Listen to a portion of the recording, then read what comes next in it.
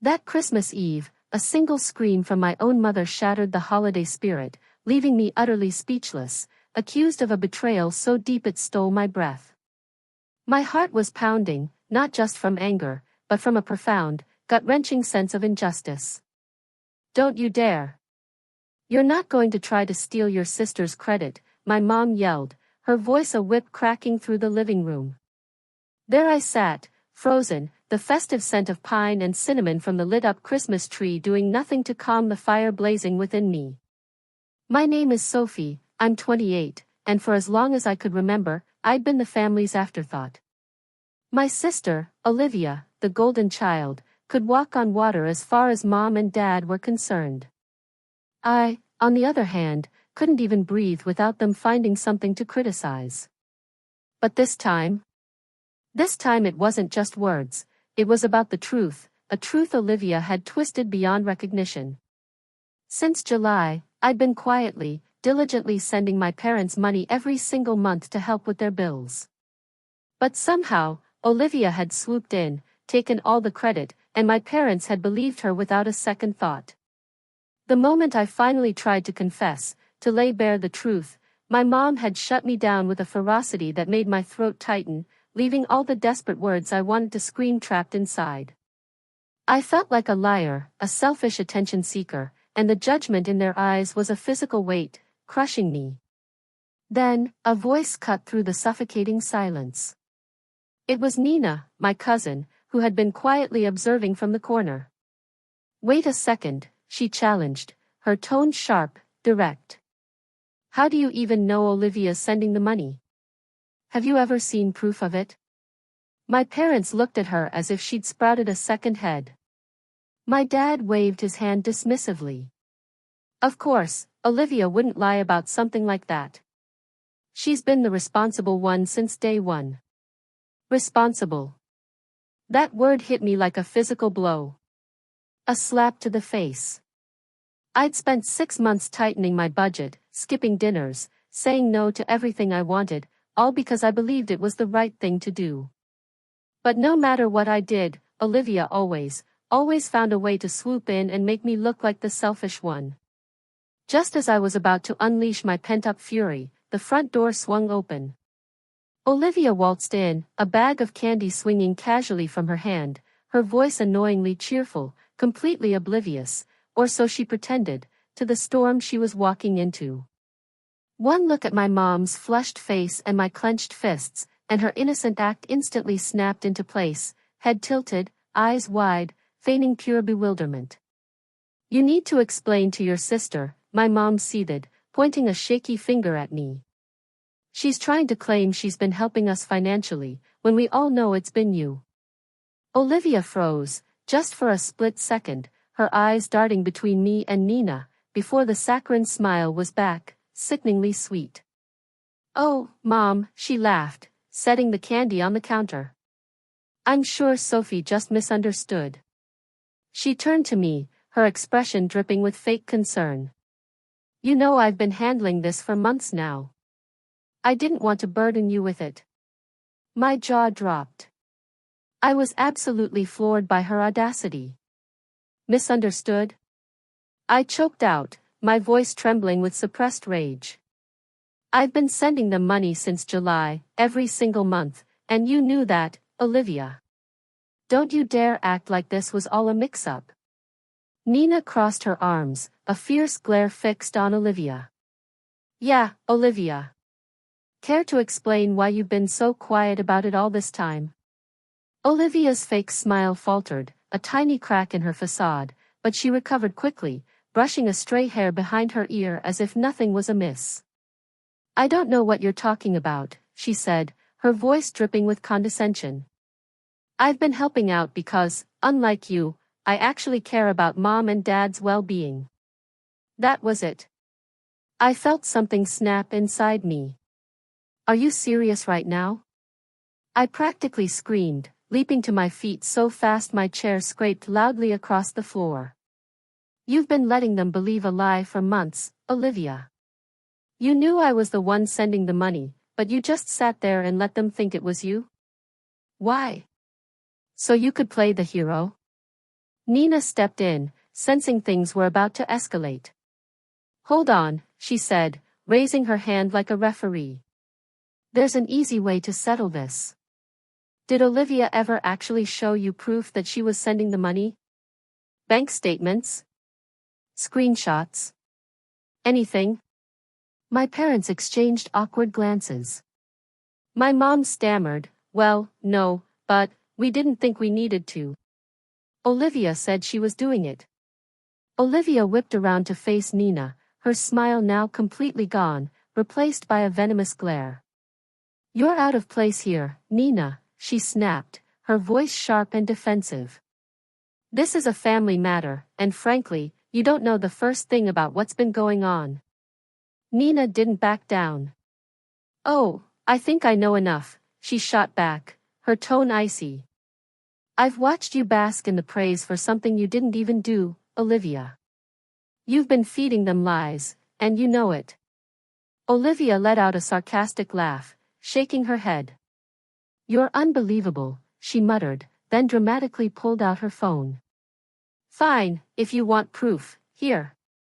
She scrolled through her files, then held the screen up to my parents. "See? These are the receipts for the transfers I've been making every month, like clockwork." My mom's face softened as she glanced at the PDFs, but I knew better. My heart pounded. I stepped closer, my blood roaring in my ears. "Let me see those," I demanded, snatching the phone from her hand before she could protest. The receipts looked convincing, her name, the amounts, even transaction IDs. But something about them felt profoundly wrong. I turned to Nina, who leaned over to look with me. "This is a lie," I exploded, my voice shaking the walls. The room went dead silent, but I couldn't stop. "You faked these, Olivia. Don't act like you've been sending them money when you haven't sent a single dime." My chest heaved as I glared at her, daring her to deny it. I wasn't going to let her get away with this. Not this time. Nina, who had been so sharp just moments ago, suddenly took a step back, looking visibly uncomfortable. "I don't know, maybe I went too far," she muttered, avoiding Olivia's smug glare. She wasn't going to take sides anymore, the tension was simply too high. Olivia just smirked, clutching her phone to her chest like it was some kind of shield. "Fine," I snapped, pulling out my own phone. "You want proof? I'll show you my bank statements right now." My hands shook as I fumbled to open my banking app, but the screen just froze. "No," I muttered under my breath, tapping furiously. It wasn't working. I closed it, reopened it, tried again. Nothing. "Come on," I hissed, panic clawing at my chest. "It's not working." Olivia's smile widened. "How convenient," she said smugly, arms crossed. "The one time you need to prove something, your phone just doesn't work." "Sounds legit, Sophie." "Enough," my dad roared, standing up and towering over me. His face was a mask of cold fury. "You've embarrassed yourself enough already. If you can't back up your story, you owe your sister an apology right now." His tone was cold, final. "And if you don't, you can pack your things and leave.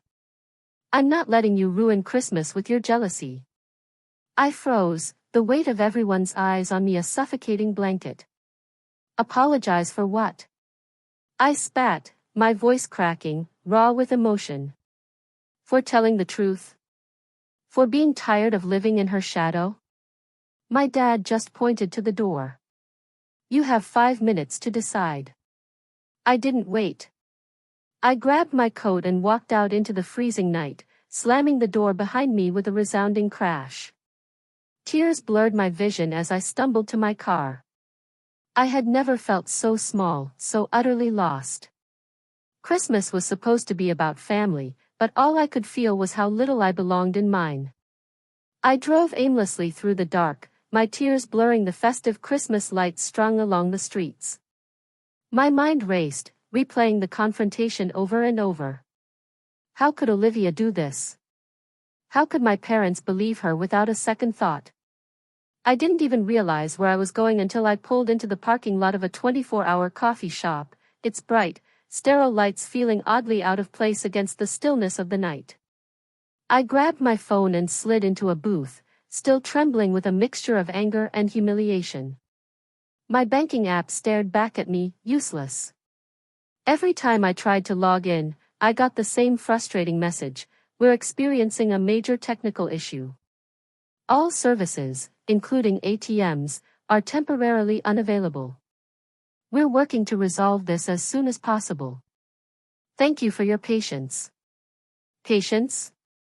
I needed proof now. I refreshed the app again and again, as if sheer willpower could force it to work, but it was no use.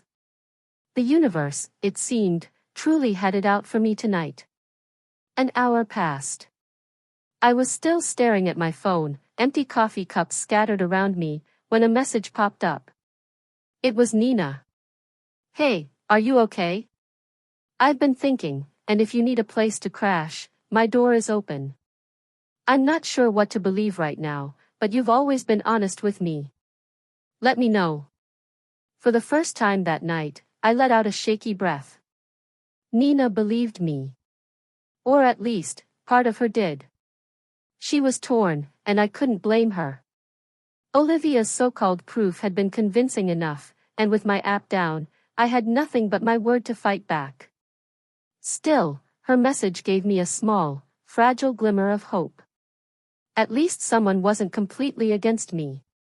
If you're finding yourself as invested in this drama as I was, and you want to hear how this unbelievable story unfolds, please take a second to hit that subscribe button. More wild tales are coming your way.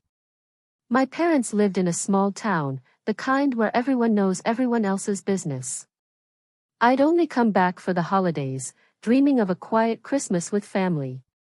Instead, I found myself driving through empty streets to Nina's house, clutching the steering wheel as if it could hold my shattered pieces together. When I pulled into her driveway, she was already at the door, wrapped in a blanket, holding a mug of tea.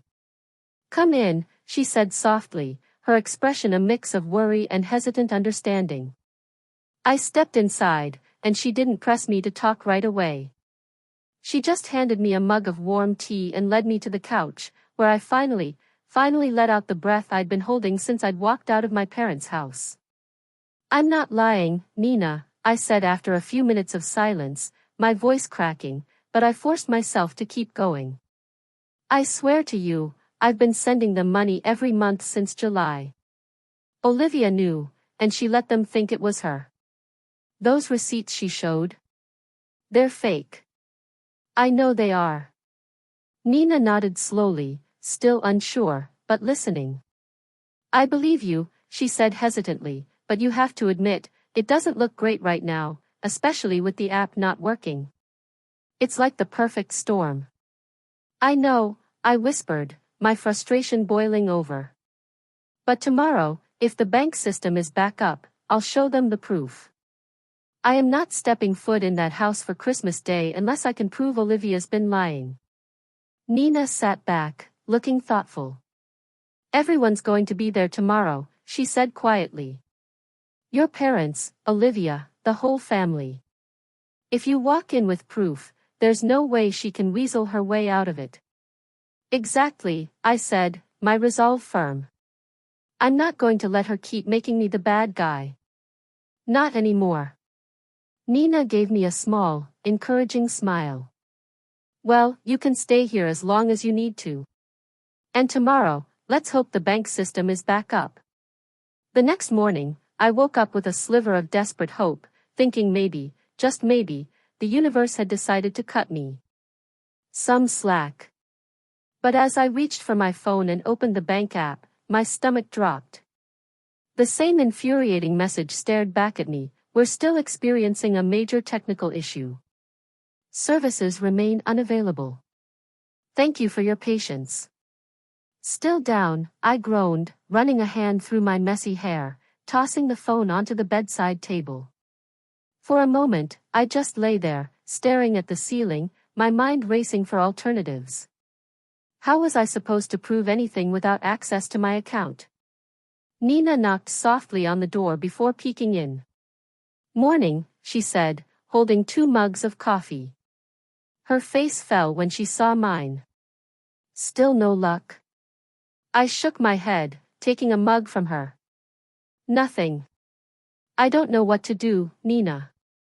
I can't just walk in there with my word against Olivia's. They'll never believe me."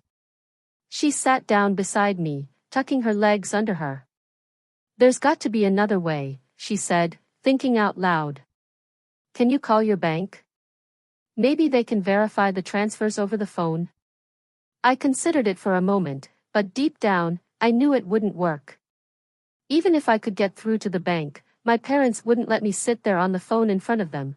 They'd just dismiss it as another excuse. Besides, it was Christmas Day, and all the bank branches were closed. I tried calling their customer service line anyway, but all I got was an automated message: "We are experiencing high call volumes due to a technical issue. Please try again later." I hung up, frustration boiling over. Everyone must have been calling for the same reason. Now, I was completely stuck. "I have to think of another way," I muttered, more to myself than to Nina. "I can't just show up empty-handed." Sitting at Nina's kitchen table, staring blankly at my cold coffee cup, I felt utterly trapped. Every single option felt like a dead end. "There has to be a way," I mumbled, more to myself than to Nina, who was scrolling on her phone nearby. Something Olivia didn't think of when she faked those receipts. I picked up my phone for the 100th time, scrolling aimlessly through apps and emails, desperate for inspiration. That's when it hit me.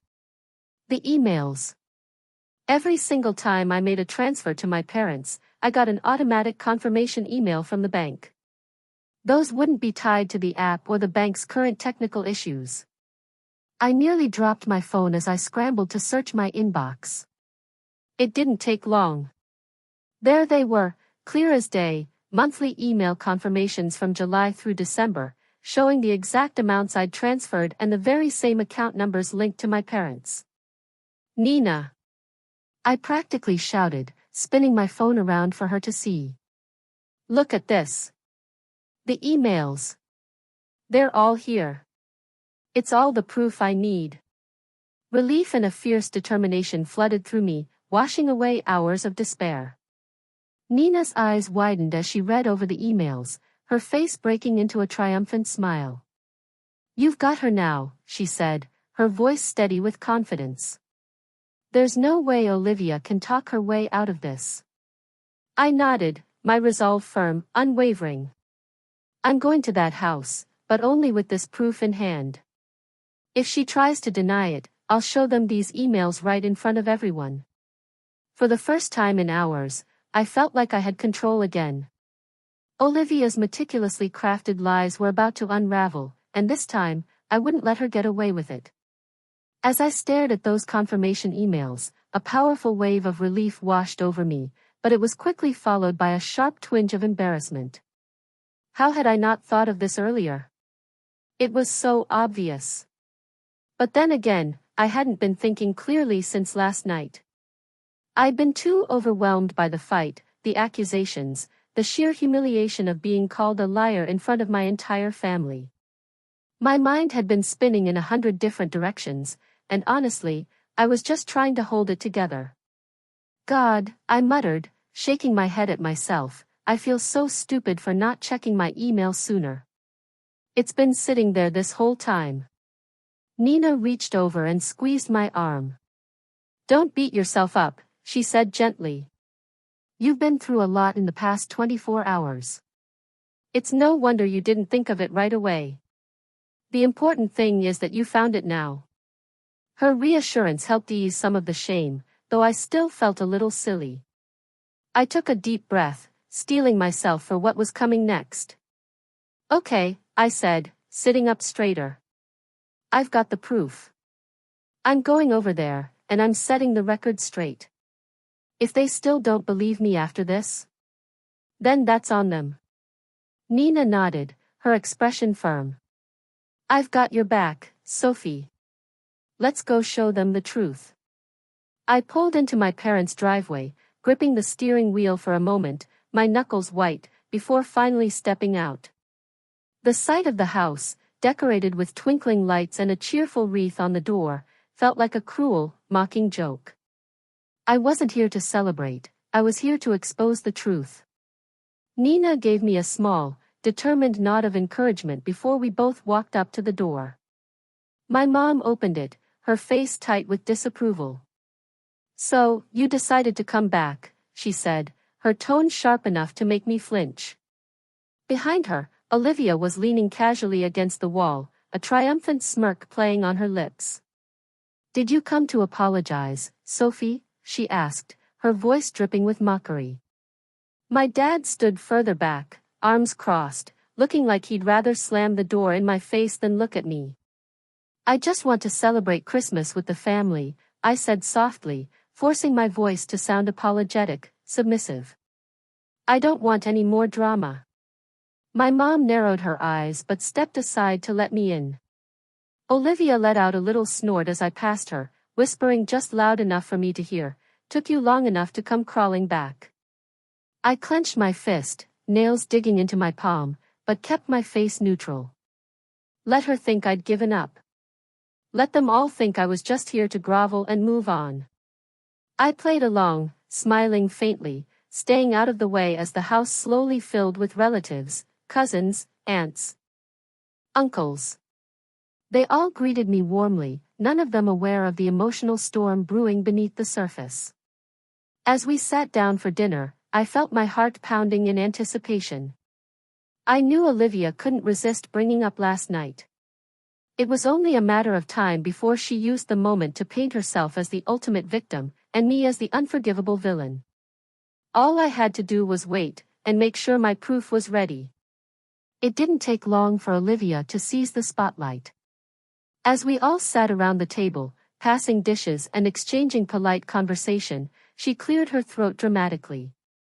"Well," she began, glancing at me with that sickening smirk, "I think we all need to address the elephant in the room." The table went silent, all eyes turning toward her. She leaned back in her chair, feigning a look of profound concern. "You know, last night was really tough for me," she said, her voice trembling just enough to seem genuine. "I mean, I never thought Sophie could stoop so low as to accuse me of lying. It was honestly heartbreaking." My stomach twisted into knots as whispers spread around the table. A few relatives were already glancing at me with thinly veiled disapproval, while others seemed too stunned to react. Olivia wasn't done.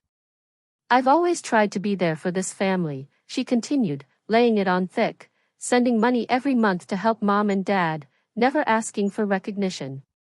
And for her to turn around and call me a liar in front of everyone? It's beyond hurtful." Her performance was flawless, tears threatening to spill, voice shaking just enough to sound utterly sincere. My parents nodded along, my mom looking particularly wounded. "You didn't deserve that, Olivia," she said, her voice firm. "We've always known you were the responsible one." The room filled with murmurs of agreement, and I felt the suffocating weight of their collective judgment pressing down on me. My cousins and aunts stared at me like I was the worst person in the world. I gripped my phone under the table, my pulse pounding in my ears. I had waited for this moment, but now that it was here, the pressure was suffocating. I took a deep, steadying breath, my hands shaking slightly under the table, as Olivia continued her Oscar-worthy act. When she finally paused, dabbing at her eyes with a napkin, I seized the moment. "That's enough," I said, my voice calm but firm, a steel edge beneath the surface. Every head in the room snapped to me, some with surprise, others with outright disdain. I stood, gripping my phone tightly, the screen a beacon of truth in my hand. "You've had your chance to talk, Olivia. Now it's my turn." She scoffed, rolling her eyes. "Oh, here we go again." I ignored her, my gaze sweeping across the table, addressing everyone. "I've been sending Mom and Dad money every month since July. I don't use fancy speeches, and I don't ask for recognition. But when Olivia stood there last night, brazenly claiming she was the one doing it, I couldn't stay quiet. And now? I can prove it. I held up my phone, displaying the email confirmations I'd found. These are my receipts. They come directly from my bank. They show every transfer I made to Mom and Dad's account, along with the exact dates and amounts. Olivia leaned back, a sneer twisting her lips. "Oh, please," she said, waving me off dismissively. "Anyone can fake an email these days. You really expect everyone to believe that?" My receipts came straight from the app. They're not fake. My receipts came straight from the app. I shot back, my frustration boiling over. Then let's check the dates. Mom, Dad, did you bother to check the transfer dates on Olivia's receipts last night? Because I'll bet they don't match mine. My parents exchanged uneasy glances, guilt flickering in their eyes. My dad shifted in his chair, scratching his chin. "We didn't check," he admitted, his voice barely a whisper. "We just assumed. And we don't use the bank app on our phones." "You just assumed she was telling the truth," I finished for him, my voice sharp, accusatory. "You trusted her without a second thought. But now, you have a chance to see for yourselves." I crossed my arms, daring Olivia to interrupt. "Let's go. Check your ATM statements. They show the account numbers for every deposit. You don't need bank apps for that." Olivia's smirk faltered, just for a split second, but she quickly recovered. "Fine," she snapped. "Let them check. I have nothing to hide." My parents hesitated, clearly uncomfortable with the public spectacle. "It's Christmas," my mom said weakly. "Do we really have to?" "Yes." I interrupted, my voice unwavering, absolute. "We do." Reluctantly, my dad grabbed his coat, and the three of us left for the nearest ATM. The cold night air bit at my skin as we drove in intense silence, the unspoken truth hanging heavy between us. At the ATM, my dad pulled out his card and accessed the transaction history. Slowly, meticulously, he scrolled through the dates, matching them to the statements on my phone. The moment of truth came when he clicked into the details of a July deposit. It displayed the bank account number, and it matched mine. He checked August. September. Every single one lined up perfectly with the emails I'd shown them. My mom stared at the screen, her face pale, stricken. "It's Sophie's account," she whispered, barely audible, a profound realization dawning on her. Every one of these transfers came from Sophie. Olivia actually took the time to fake her statements, just in case we would ask one day. When we pulled back into the driveway, the atmosphere in the car was thick, suffocating with tension. My parents hadn't said a word the entire ride home, their faces a mix of profound shame and disbelief. As we walked into the house, the murmurs of conversation in the living room came to an abrupt, chilling halt. All eyes turned toward us, the weight of the situation pressing down on everyone. And then we saw Olivia. She was by the door, furiously throwing on her coat and clutching her purse, her face flushed, her confident smirk utterly replaced by a panicked, guilty expression. "Olivia," my dad said firmly, stepping forward, his voice heavy with disappointment. "We checked the statements. Every transfer came from Sophie's account. You've been lying to us." The room erupted into hushed gasps. A few relatives exchanged awkward glances, clearly embarrassed to have believed her, and one by one, they started gathering their things, mumbling hurried goodbyes as they shuffled toward the door. Olivia's facade finally, spectacularly cracked. She let out a bitter, desperate laugh, tears streaming down her face. "Fine," she snapped, spinning around to face us. "Yes, I lied. Okay? Is that what you want to hear? I lied." She glared at me, her voice trembling with frustration and a twisted accusation. You told me back in July that you didn't want a big deal made about sending them money.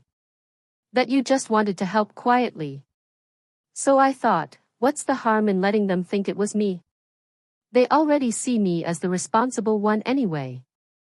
Her words hit me like a physical punch to the gut, a betrayal so deep it stole my breath.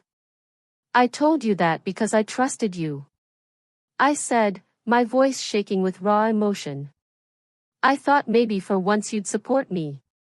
Instead, you used it to make yourself look good while I was left feeling invisible. Do you even realize how humiliating this has been for me? Olivia's expression softened for a brief, fleeting moment, but she quickly turned defensive again. They were never going to believe you over me, Sophie, she said bitterly. I didn't think it would blow up like this. My mom stepped forward, her voice trembling, heartbroken. Why, Olivia? Why would you do this? We would have been grateful to either of you for helping. There was no reason for this. Olivia didn't respond. She grabbed her keys, threw the door open, and stormed out, slamming it behind her with a final, echoing crash. The room was silent for a long moment, the devastating weight of her actions sinking in. My parents turned to me, their faces now filled with profound regret. Sophie, my dad began, his voice heavy with sorrow. We owe you an apology. A huge one. We should have listened to you, but we didn't. And we're so sorry. My mom nodded, tears streaming down her face, unashamed. We've treated you unfairly for so long, and this was inexcusable. I don't know if we can ever make it up to you, but we'll try, I promise. I stood there, taking in their words, unsure how to feel. A part of me, the part that craved their love, wanted to forgive them instantly. But another part still ached from years of being overlooked, of being the afterthought. I appreciate the apology, I said finally, my voice quiet, but firm. But this doesn't erase everything. It's going to take time. They nodded solemnly, and for the very first time, I felt like they truly, profoundly understood. The night ended quietly after that, the house emptied of guests, the three of us sitting in the lingering aftermath of shattered illusions and fragile truths. It wasn't the Christmas I had hoped for, not by a long shot. But as the quiet settled, a strange sense of peace washed over me. For the first time, the heavy burden of being the afterthought lifted. The truth was out, raw and painful, but undeniable. And I wasn't the bad guy anymore. In fact, I was finally seen. It was a Christmas that ripped my family apart, but in doing so, it slowly, painfully, started to put me back together. So, I'm genuinely curious, if you had been in my shoes, facing that level of deception and family dismissal, what would you have done differently? Or have you ever experienced a similar betrayal from someone you loved? Let me know in the comments below. I truly want to hear your thoughts.